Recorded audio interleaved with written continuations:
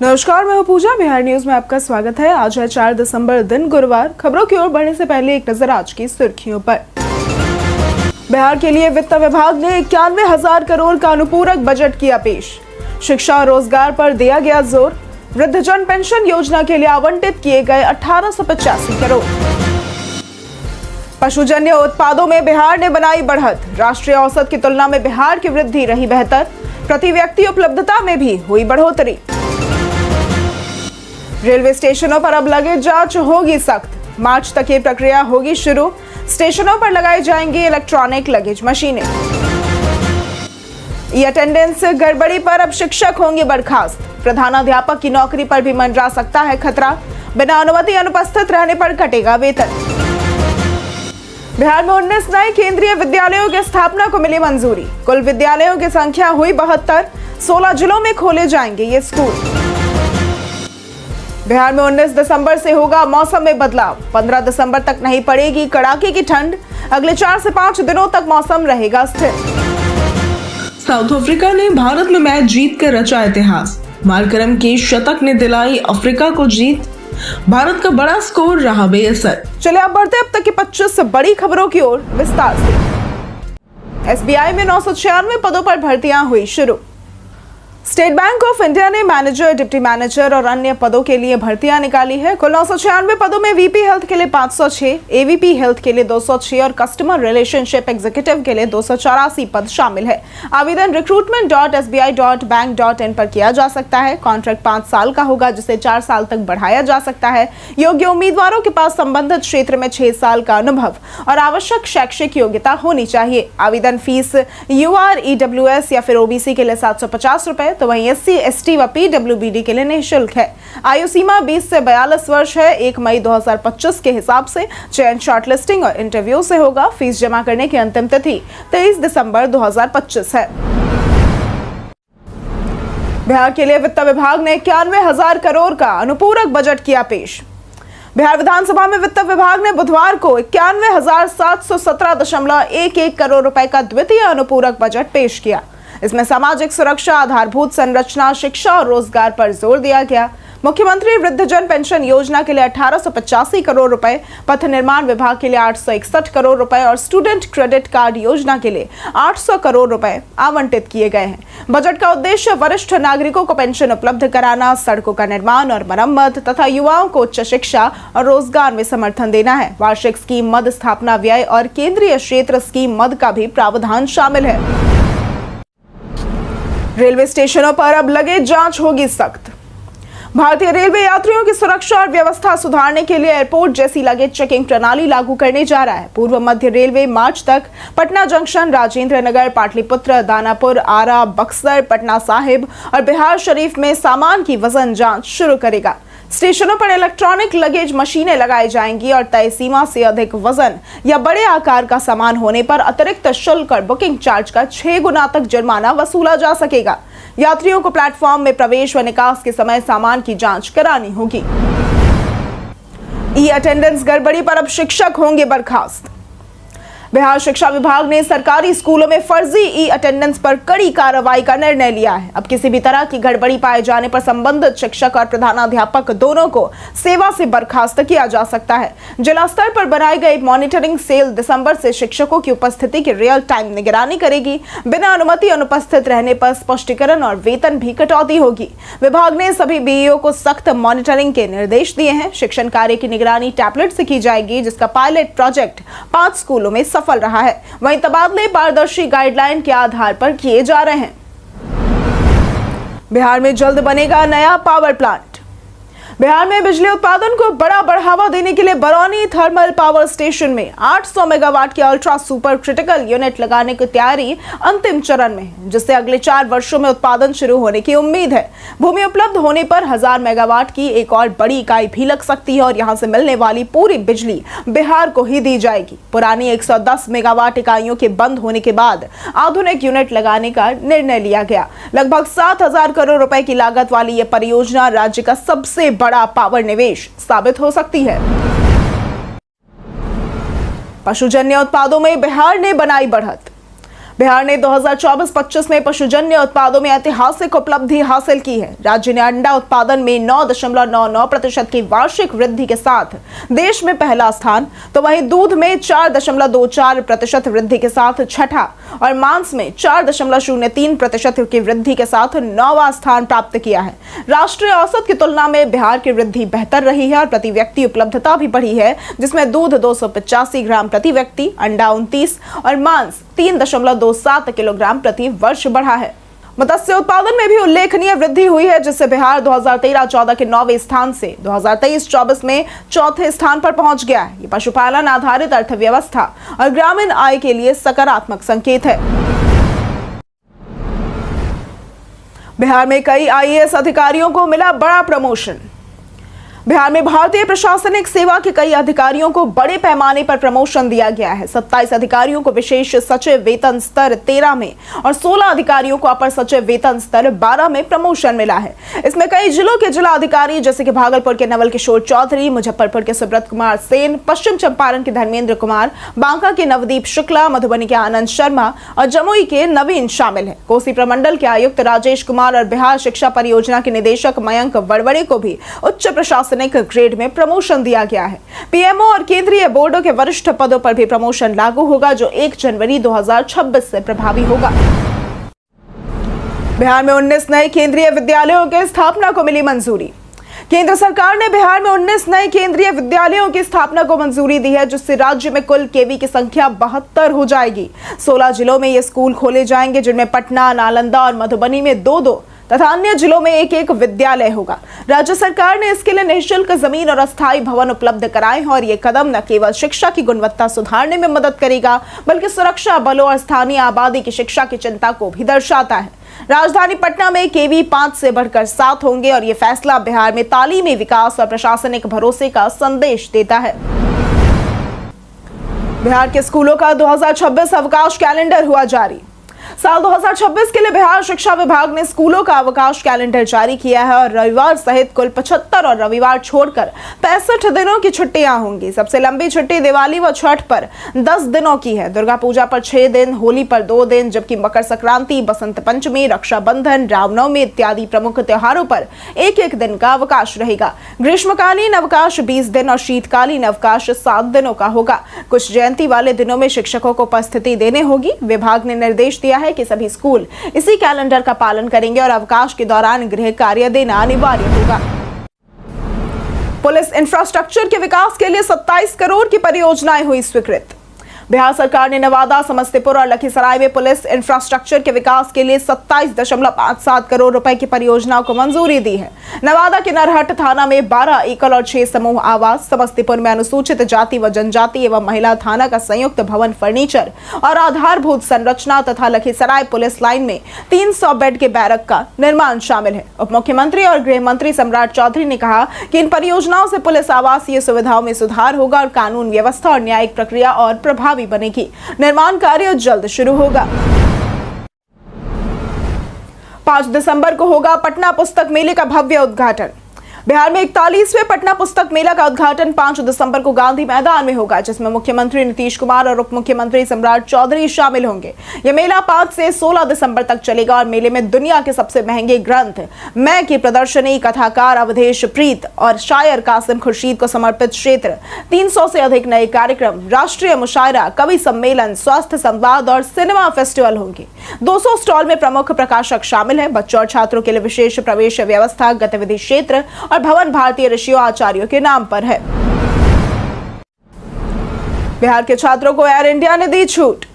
Air India ने बिहार के छात्रों के लिए विशेष पहल की है। अब अपार कार्ड वाले 12 से 30 साल के छात्रों को घरेलू उड़ानों पर 10% की छूट मिलेगी और इसके साथ ही 10 किलो अतिरिक्त बैगेज और एक बार यात्रा तिथि निःशुल्क बदलने की सुविधा भी मिलेगी। ये पहल शिक्षा मंत्रालय और एयर इंडिया के समझौते के तहत की गई है। बिहार में लगभग 63 लाख छात्रों का अपार कार्ड बन चुका है, जिसे डिजी लॉकर से जोड़ा गया है। अपार कार्ड से छात्रों के सभी शैक्षणिक रिकॉर्ड एक जगह उपलब्ध होंगे और यात्रा, प्रवेश परीक्षा और सत्यापन प्रक्रिया आसान होगी। संचार साथी ऐप अब हुआ ऑप्शनल, सरकार ने लिया यू टर्न। 28 नवंबर को सरकार ने आदेश दिया कि भारत में बिकने वाले सभी स्मार्टफोन में संचार साथी ऐप प्री इंस्टॉल होगा, लेकिन विरोध के बाद इसे ऑप्शनल कर दिया गया। एप्पल ने इसे अपनाने से इनकार किया और बाद में सरकार ने इसे अनिवार्य करने की शर्त हटा दी। ऐप की लोकप्रियता बढ़कर 1.4 करोड़ डाउनलोड हो गई है और रोजाना करीब 2000 साइबर फ्रॉड केस रिपोर्ट हो रहे हैं। लंबे समय तक चलने वाले डिवाइस में रैम में टेम्पररी फाइलें और बैकग्राउंड टास्क जमा हो जाते हैं, जिन्हें रीस्टार्ट से साफ किया जा सकता है। विशेषज्ञ हफ्ते में एक बार फोन और 3 से 4 दिन में लैपटॉप रीस्टार्ट करने की सलाह देते हैं और इससे डिवाइस तेज, सुरक्षित, स्मूथ और बैटरी बैकअप बेहतर रहती है। पंचायती राज सचिव ने की विभागीय योजनाओं की समीक्षा। पंचायती राज सचिव मनोज कुमार ने विभागीय योजनाओं की प्रगति की समीक्षा की। उन्होंने धीमी प्रगति के लिए जिम्मेदार पदाधिकारियों की जवाबदेही तय करने और स्पष्टीकरण मांगने का निर्देश दिया। ग्राम पंचायतों को 14 दिन में पंचायत भवनों के प्रशासनिक स्वीकृति देने और अवरोध होने पर विभाग को सूचित करने को कहा गया। प्रखंड और पंचायतवार समीक्षा कर योजनाओं में तेजी लाने पर जोर दिया गया। कार्यादेश के विरुद्ध सोलर स्ट्रीट लाइट लगाने में पूर्वी चंपारण शीर्ष पर है और आरटीपीएस केंद्र क्रियाशील रखने, वित्त आयोग निधि का तेजी से उपयोग करने, जिला संसाधन केंद्र, न्यायिक वाद और स्वास्थ्य उपकेंद्रों की समीक्षा भी की गई। टीआरई 4 शिक्षक बहाली प्रक्रिया जल्द होगी शुरू। बिहार के शिक्षा मंत्री सुनील कुमार ने बताया कि शिक्षा बहाली का चौथा चरण यानी कि टीआरई 4 जल्द शुरू होगा और शिक्षकों की कमी काफी हद तक दूर की जाएगी। उन्होंने कहा कि विभाग का लक्ष्य केवल बहाली नहीं बल्कि शिक्षा की गुणवत्ता और एक्सीलेंस ऑफ एजुकेशन पर ध्यान देना है, खासकर उच्च शिक्षा में कौशल विकास को बढ़ावा देकर बेहतर प्लेसमेंट सुनिश्चित करना। परीक्षाओं में पारदर्शिता के लिए डीएम और डीईओ की भूमिका को महत्वपूर्ण बताया और बिहार बोर्ड अध्यक्ष आनंद किशोर की उपलब्धियों की सराहना की। एआई को लेकर उन्होंने संतुलित दृष्टिकोण अपनाने और किताबों के साथ तकनीक का समन्वय जरूरी बताया। पंकज त्रिपाठी की बेटी ने किया थिएटर डेब्यू। हिंदी सिनेमा के अभिनेता पंकज त्रिपाठी की 19 साल की बेटी आशी त्रिपाठी ने अपने पहले स्टेज शो लैलाद से अभिनय में डेब्यू किया। यह उनके और मां मृदुला के थिएटर बैनर रूपकथा रंगमंच का पहला प्रोडक्शन था। पंकज ने आशी के प्रदर्शन की पिता नहीं बल्कि कलाकार की नजर से सराहना की और उनकी तेजी से सीखने की क्षमता की तारीफ की। आशी ने अभी तक तय नहीं किया है कि वो एक्टिंग फुल टाइम करेंगी। नाटक लैलाद हास्य, संगीत और भावनात्मक कहानी का एक संगम था। पंकज ने इसे अपने थिएटर करियर के पहले प्यार के रूप में याद किया। अंचल अधिकारियों को 9 दिसंबर तक जमीन की विस्तृत सूची देने का लक्ष्य। पटना के डीएम डॉक्टर त्यागराजन एसएम ने राजस्व कार्यों की समीक्षा बैठक में सभी 26 अंचल अधिकारियों को 9 दिसंबर तक सरकारी जमीन की विस्तृत सूची तैयार करने का निर्देश दिया, जिसके आधार पर लैंड बैंक बनाया जाएगा और अतिक्रमण हटाने की कार्रवाई होगी। उन्होंने ऑनलाइन दाखिल खारिज, परिमार्जन प्लस, ई मापी और अभियान बसेरा जैसी सेवाओं के लंबित मामलों को जल्द निपटाने का आदेश दिया।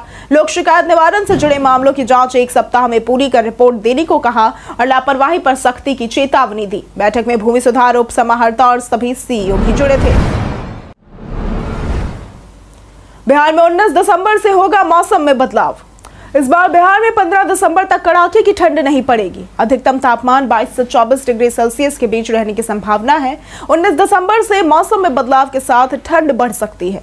न्यूनतम तापमान 10 डिग्री सेल्सियस के नीचे जाने पर ठिठुरन महसूस होगी। अधिकांश जिलों में न्यूनतम तापमान 10 से 12 डिग्री सेल्सियस के बीच रहेगा और नवंबर में औसत वर्षा सामान्य से अधिक रही और पश्चिमी विक्षोभ कमजोर होने से सर्दी कम रही। सुबह व शाम हल्की ठंड व कोहरा रहेगा। पटना व गया, जी, भागलपुर, मुजफ्फरपुर में अधिकतम तापमान 25 से 26 डिग्री सेल्सियस और न्यूनतम 12 से 14 डिग्री सेल्सियस दर्ज किया गया। मौसम अगले 4 से 5 दिनों तक स्थिर रहेगा। ओवरब्रिज के नीचे अवैध शराब फैक्ट्री का हुआ खुलासा। शहर में अतिक्रमण हटाओ अभियान के दौरान लोहिया नगर ओवरब्रिज के नीचे अवैध महुआ शराब का बड़ा जखीरा पकड़ा गया, जिससे प्रशासन में हड़कंप मच गया। झोपड़ियों और अवैध निर्माणों में वर्षों से चल रही शराब निर्माण फैक्ट्रियों का भंडाफोड़, जहां करीब 50 लाख रुपए से भी अधिक की शराब बरामद हुई। पुलिस और प्रशासन की नाक के नीचे चल रहे इस अवैध धंधे ने व्यवस्था पर सवाल खड़े किए हैं। भारी पुलिस बल की मौजूदगी में लगातार छापेमारी हो रही है और लगभग हर घर से शराब या फिर उसका सामान मिल रहा है। शराब माफियाओं में दहशत फैल गई है। उप मुख्यमंत्री ने अतिक्रमण रोकने के लिए कार्रवाई के दिए निर्देश। उप मुख्यमंत्री और राजस्व एवं भूमि सुधार मंत्री विजय कुमार सिन्हा ने लगातार दूसरे दिन विभागीय कार्यों की समीक्षा की। उन्होंने Bihar public land encroachment act 1956 और अतिक्रमण मामलों पर चर्चा करते हुए अधिकारियों की जवाबदेही तय करने और जरूरत पड़ने पर वसूली की कार्रवाई करने पर भी जोर दिया। सरकारी जमीन पर अतिक्रमण रोकने के लिए सभी जिलों में लैंड बैंक बनाने और विशेष टीम द्वारा निगरानी सुनिश्चित करने की घोषणा की। लंबित राजस्व मामलों के निपटारे और गजेटियर निर्माण में तेजी लाने पर भी ध्यान दिया। सभी निदेशालय को समयबद्ध कार्य निष्पादन का निर्देश दिया गया। बिहार विधान परिषद चुनाव की तैयारियां हुई तेज। बिहार में 18वीं विधानसभा गठन के बाद अब विधान परिषद के 8 स्नातक और शिक्षक निर्वाचन क्षेत्रों में चुनाव की तैयारियां तेज हो गई है। पटना, दरभंगा, तिरहुत, कोसी और सारण के स्नातक एवं शिक्षक क्षेत्र में जल्द ही चुनाव के लिए तैयार है। राजनीतिक दल संभावित उम्मीदवारों पर सक्रिय है और मतदाता सूची निर्माण, मतदान कर्मी प्रशिक्षण जैसी तकनीकी तैयारियां चल रही हैं। 25 नवंबर से 10 दिसंबर तक नए मतदाता फॉर्म 18 जमा कर सकते हैं। स्नातक क्षेत्र के लिए 2022 तक स्नातक डिग्री आवश्यक है। शिक्षक क्षेत्र में 3 वर्ष का अनुभव और सरकार स्वीकृत संस्थान में कार्यरत होना जरूरी है। तेजस्वी विधानसभा तो राबड़ी देवी बनी विधान परिषद की नेता प्रतिपक्ष। राजद विधायक दल के नेता तेजस्वी यादव को बिहार विधानसभा में नेता प्रतिपक्ष का दर्जा दिया गया है, जबकि विधान परिषद में पूर्व मुख्यमंत्री राबड़ी देवी नेता प्रतिपक्ष बनी है। दोनों पहले भी नेता प्रतिपक्ष रह चुके हैं और महागठबंधन ने तेजस्वी को विधायक दल का नेता चुना था और विधानसभा अध्यक्ष प्रेम कुमार तथा विधान परिषद सभापति अवधेश नारायण सिंह ने उन्हें अपने अपने सदनों में नेता प्रतिपक्ष घोषित किया। 10% सीटों की आवश्यकता पूरी होने के कारण राजद के 25 सीटें ये पद उन्हें पुनः मिला। इस बार लालू परिवार से केवल तेजस्वी यादव विधानसभा में है और उनके भाई तेज प्रताप यादव चुनाव हार चुके हैं।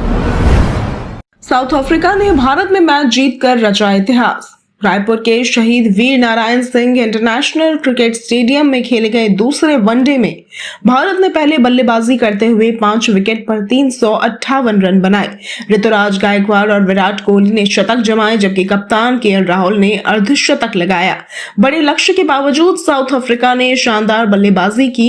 एडन मार्करम के बेहतरीन शतक की बदौलत मेहमान टीम ने लक्ष्य का सफल पीछा करते हुए मैच 4 विकेट से जीत लिया। भारत के गेंदबाज दबाव नहीं बना सके और साउथ अफ्रीका ने श्रृंखला में महत्वपूर्ण जीत दर्ज की। कई कारणों से दर्ज है भारत के इतिहास में आज की तारीख। 1994 में रानी रामपाल का जन्म हुआ था। ये भारतीय हॉकी खिलाड़ी हैं। 1910 में मोतीलाल का जन्म हुआ था। ये हिंदी सिनेमा के अभिनेता थे। 1898 में कार्यमणि वकम श्रीनिवास कृष्णन का जन्म हुआ था। ये प्रसिद्ध भारतीय भौतिक वैज्ञानिक थे। 1892 में विद्याभूषण विभू का जन्म हुआ था। ये प्रसिद्ध साहित्यकारों में से एक थे। 2021 में विनोद दुआ का निधन हुआ था। ये प्रसिद्ध भारतीय समाचार वक्ता, हिंदी टेलीविजन पत्रकार एवं कार्यक्रम निर्देशक थे। 2017 में शशि कपूर का निधन हुआ था। ये हिंदी सिनेमा जगत के प्रसिद्ध नेताओं में से एक थे। 1962 में अन्नपूर्णा आनंद का निधन हुआ था। यह हिंदी में शिष्ट हास्य लिखने वाले कलाकारों में अग्रणी लेखक थे। 31 दिसंबर तक ITR जमा नहीं करने पर लगेगी पेनल्टी। दिसंबर टैक्स पेयर्स के लिए बेहद महत्वपूर्ण महीना है, क्योंकि कई जरूरी फाइलिंग और पेमेंट की डेडलाइन इसी महीने आती है। ऑडिटेड अकाउंट वाले 10 दिसंबर तक ITR फाइल करें, वरना पेनल्टी और नोटिस का खतरा है। 15 दिसंबर को नवंबर महीने के फॉर्म 27C बिना चालान वाले TDS या TCS form 24G advance tax की तीसरी किस्त और TDS सर्टिफिकेट जमा करने होते हैं। 30 दिसंबर तक क्लाइंट कोड मॉडिफिकेशन और TDS स्टेटमेंट जरूरी है। तो वहीं 31 दिसंबर साल का आखिरी दिन है, जिसे अपडेटेड ITR फाइल करने के लिए अंतिम मौका माना जाता है। सभी डेडलाइन मिस करने पर पेनल्टी, ब्याज और रिफंड में देरी हो सकती है। हम प्रतिदिन आपसे 5 ऐसे जरूरी सवाल और उसके जवाब बताएंगे जो कि BPSC, बिहार पुलिस, दारोगा समेत SSC जैसे अन्य प्रतियोगी परीक्षाओं में काम आएंगे। सवाल इतिहास, बिहार स्पेशल, विज्ञान, करंट अफेयर्स और भूगोल से रहेंगे। पूछे गए 5 सवालों में आपने कितना सही उत्तर दिया, ये हमें कमेंट करके जरूर बताएं। हमारा पहला सवाल है, झारखंड को बिहार से इनमें से किस कानून द्वारा अलग किया गया था? ए, बिहार पुनर्गठन अधिनियम 2008, बी, बिहार पुनर्गठन अधिनियम 2000, सी, झारखंड पुनर्गठन अधिनियम 2007 या फिर डी, बिहार विनियमन अधिनियम 2003। इसका सही जवाब है बी, बिहार पुनर्गठन अधिनियम 2000। हमारा दूसरा सवाल है, चंद्रगुप्त मौर्य ने राजगद्दी त्यागने के बाद जैन धर्म अपना लिया था। उस जैन साधु का नाम क्या था जिसका उन्होंने अनुसरण किया था? ए, निग्रोध, बी, भद्रबाहु, सी, महावीर या फिर डी, गौतम स्वामी। इसका सही जवाब है बी, भद्रबाहु। हमारा तीसरा सवाल है, बिहार का रेशम नगर किस शहर को कहा जाता है? ए, भागलपुर, बी, पटना, सी वैशाली या फिर डी कटिहार? इसका सही जवाब है ए भागलपुर। हमारा चौथा सवाल है, बिहार के किस जिले में साक्षरता दर सबसे कम है? ए सिवान, बी गयाजी, सी किशनगंज या फिर डी मधेपुरा? इसका सही जवाब है सी किशनगंज। हमारा पांचवा सवाल है, इनमें से कौन जैन तीर्थ क्षेत्र है? ए पटना, बी वाराणसी, सी चंपापुर या फिर डी बोध गया? इसका सही जवाब है सी चंपापुर। बीते दिन हमारे द्वारा पूछे गए सवाल का जवाब आप लोगों में से बहुत लोगों ने हमारे कमेंट सेक्शन में लिख कर दिया है। जिन्होंने हमारे द्वारा पूछे गए सवाल का जवाब दिया है उनके नाम हैं वीना कुमारी, विजय घायल, कृष्णा प्रसाद, लक्ष्मी मेहता, जितेंद्र ठाकुर, अशोक दास, ब्रजमोहन राय, कौशल कुमार, विकास तिवारी, करणजीत कुमार, मिथिलेश कुमार, नारायण राम, शिवशंकर कुमार, प्रिंस कुमार, पुरुषोत्तम कुमार, सूरज रॉय कुमार, विनीत भारती, नवीन कुमार, दयानंद सिंह, सुबोध कुमार, अर्जुन कुमार, अतीक खान, अंकित शर्मा, अजय कुमार, रणधीर कुमार, गुंजा कुमारी, पंचानन सिंह, सूरज रॉय कुमार, रवि मोहन वर्मा, रिंकी कुमारी, नरेंद्र कुमार, संजीव कुमार, मनोज दास और बबलू कुमार। इसी के साथ बढ़ते हैं आज के सवाल की ओर। आज का सवाल है, बिहार सरकार की कौन सी योजना आपको सबसे अच्छी लगती है? आप अपना जवाब हमें हमारे कमेंट सेक्शन में लिखकर जरूर बताएं। आज के लिए सिर्फ इतना ही। बिहार की तमाम खबरों के साथ बने रहने के लिए देखते रहें बिहारी न्यूज। और साथ ही अगर आप यूट्यूब चैनल पर देख रहे हैं तो चैनल को सब्सक्राइब करें, और अगर आप फेसबुक पेज पर देख रहे हैं तो लाइक और फॉलो जरूर करें।